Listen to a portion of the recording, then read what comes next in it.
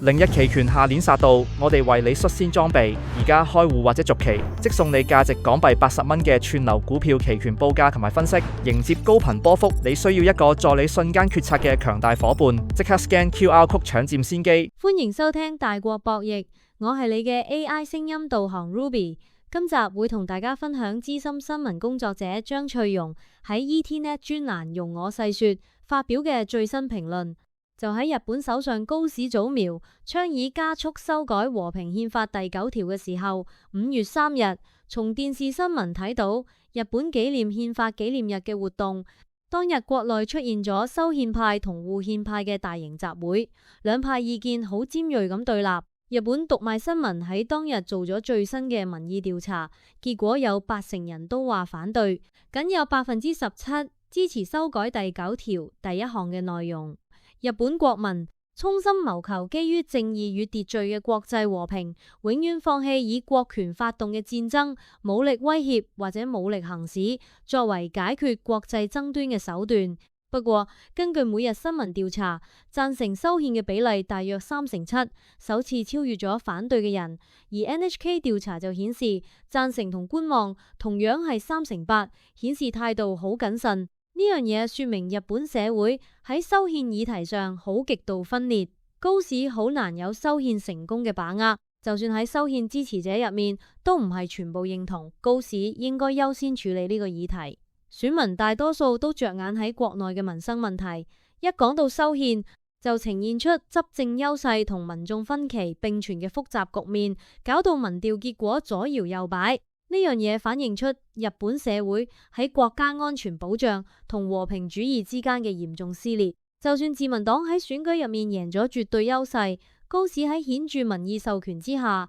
成為第一位日本女首相，但去到一直惹爭議嘅修憲議題上，仍然面對住龐大嘅民間反對力量。俾高市視為恩師嘅前任首相安倍晉三，佢任嗰陣雖然有心修憲，不過就未能直接達成正式修憲程序，只係透過重新解釋憲法，實現咗實質修憲。例如佢提出積極和平主義，為日本海外行動提供理論依據，又喺2014年通過內閣解釋，確立咗喺憲法第9條入面增加自衛隊明文嘅目標，容許自衛隊喺特定情況下保護盟國，擴大自衛隊嘅行動空間，希望咁樣令日本逐漸擺脫戰後體制。到咗高市，佢比佢恩師更加有野心，追求正式修憲同埋加速實現目標。換句話講，日本修改和平憲法嘅意志，而家呈現出一條從重新解釋到正式修憲嘅激進路線。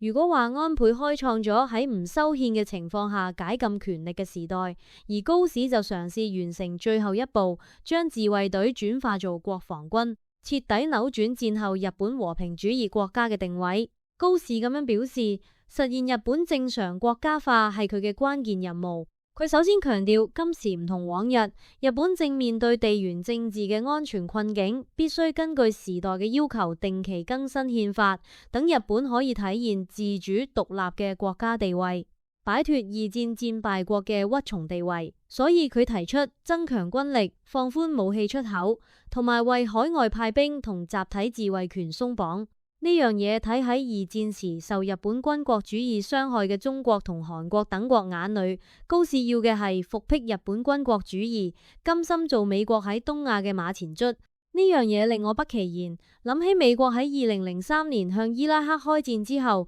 日本派出自衛隊去伊拉克支援美軍喺當地嘅佔領行動，最後爆發伊拉克日報呢單醜聞。從入面可以睇到，當時日本已經為海外派兵鬆咗綁。伊拉克日報係日本陸上自衛隊喺2004年至2006年期間派駐伊拉克嗰陣嘅部隊日誌。最敏感嘅部分係涉及有關部隊喺戰鬥區域嘅活動，違反咗只能派駐喺非戰鬥區域服務嘅規限。當國會展開調查嗰陣，防衛省就話伊拉克日報因為重要性唔夠，早就銷毀咗。後來因為國會同民眾壓力，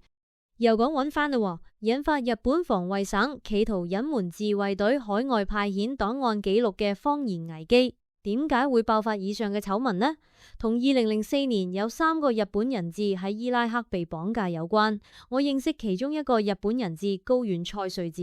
佢同我講，一場伊戰改變咗佢嘅生命。後生嗰陣，佢相信日本深受二戰教訓，改邪歸正，訂立和平憲法，從此日本成為一個以和為貴嘅國家。點知2003年，美國時任總統小布殊向伊拉克宣戰，日本政府二話不說，即刻企喺美國嗰邊，仲派出自衛隊去伊拉克。本來話只係為支持當地非戰鬥區重建嘅人道工作，後來被揭發有自衛隊出現喺戰鬥區，令好多日本新一代為之震驚。菜穗子更加對國家夢碎，佢就質問和平憲法係點樣一回事。作為日本國民，佢對伊拉克嘅生靈塗炭，覺得自己都有責任，所以佢毅然走去伊拉克，全程投入人道工作，好為國家贖罪。有日本人話，佢嘅思想行動正正係彰顯和平憲法嘅精神，佢本身就係一部和平憲法。菜穗子等人在2004年喺巴格達被綁架，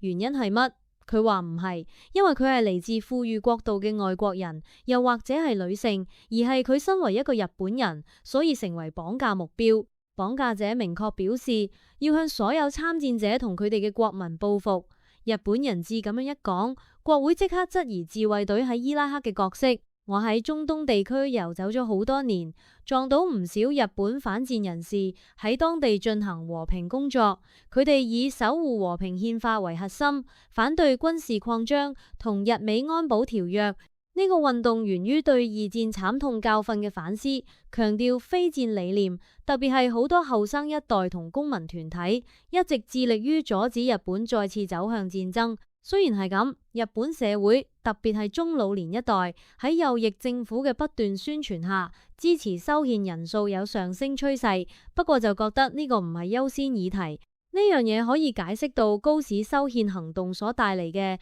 執政優勢同民眾分歧並存呢個矛盾現象。無論點都好，高市修憲成功與否，將會決定日本未來嘅國家定位，對全球同區域格局產生深遠影響。其核心影響在於，日本從經濟大國邁向正常軍事國家，牽動東亞以至全球嘅戰略平衡。尤其面對目前中美博弈日益白熱化嘅國際形勢，日本嘅動向受到極大關注。今集就講到呢度，多謝收聽大國博弈，記得訂閱 ETNet YouTube 頻道，下集繼續探索世界故事。ETNet YouTube 會員制正式登場，成為 Net 仔支持我哋，仲享專屬徽章加 emoji， 會員投票優先睇片，再加直播優先提問，投資快人一步，先可以勝人一籌，快啲加入啦！